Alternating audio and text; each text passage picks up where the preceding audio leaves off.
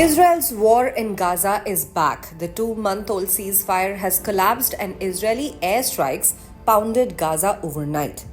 Evacuations have begun. But why now? And what does this mean for the hostages still held by Hamas? Let's break it down.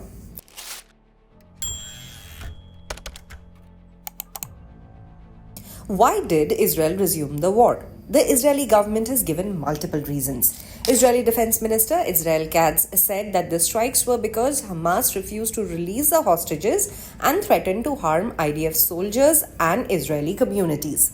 Later, Israel's foreign ministry claimed Hamas rejected 2 mediation proposals presented by US envoy Steve Witkoff. An Israeli official said the strikes are part of a planned escalation aimed at pressuring Hamas into releasing more hostages. This aligns with Israeli Prime Minister Benjamin Netanyahu's long-standing belief that military pressure is the only way to secure their release.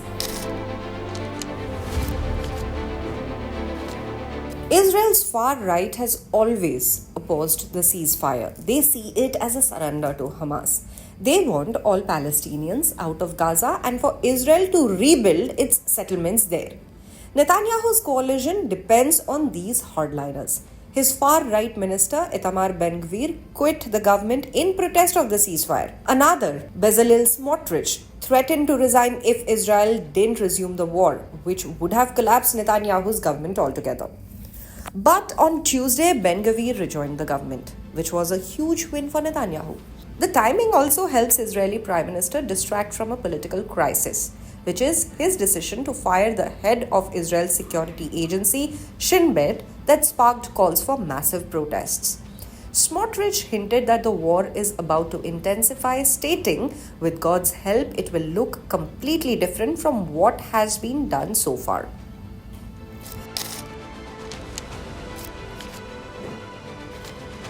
The ceasefire that began on the 19th of January earlier this year was supposed to last 42 days. Hamas says it still wants to stick to the agreement. Under the deal, Israel would withdraw from Gaza and commit to ending the war. In return, Hamas would release all living hostages. But Israel wanted new terms. Hostages released in exchange for Palestinian prisoners without ending the war. Talks were scheduled for the 3rd of February, but Israel ignored the deadline. For the first time, the US started direct talks with Hamas despite designating it as a terrorist group. Israeli negotiators were in Qatar and Egypt just days ago trying to push new terms. The US proposed extending the ceasefire through Ramadan and Passover in April, but without Israel agreeing to withdraw or stop fighting. Hamas, of course, immediately rejected that. Last week, Hamas offered to release American-Israeli soldier Eden Alexander along with 4 dead American Israelis in exchange for Israel sticking to the original ceasefire deal. Israel called it psychological warfare.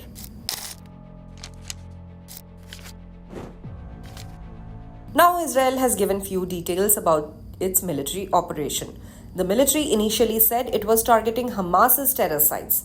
Later, it ordered mass evacuations in Gaza, raising fears of a renewed ground invasion. Since the ceasefire, Israel had pulled its troops back to Gaza's borders, but now military sources suggest a gradual escalation is planned. Israel has accused Hamas of firing rockets since the 19th of January, but has provided no evidence, and Hamas has not fired into Israel for 2 months. Hamas has killed hundreds of Israeli soldiers since the war began, but so far it remains committed to the ceasefire terms for now.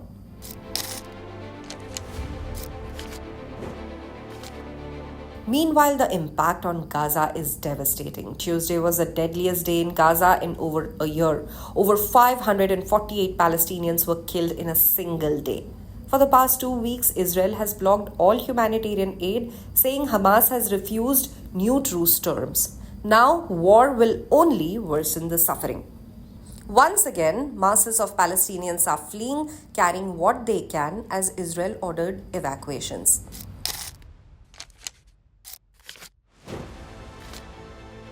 And what about the hostages? It's a disaster for their families. There are still 59 hostages in Gaza, of who 24 are believed to be alive. The Hostages and Missing Families Forum accused the Israeli government of abandoning them, stating, "We are shocked, angry, and terrified by the deliberate dismantling of the process to return our loved ones from the terrible captivity of Hamas."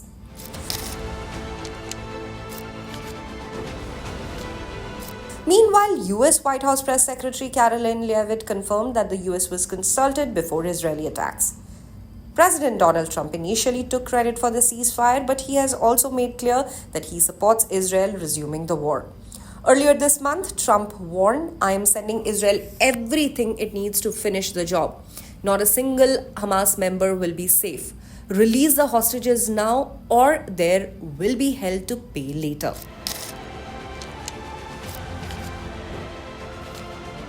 Israel's military operations are escalating. Netanyahu's government is more stable than before, but Gaza's humanitarian crisis is spiraling.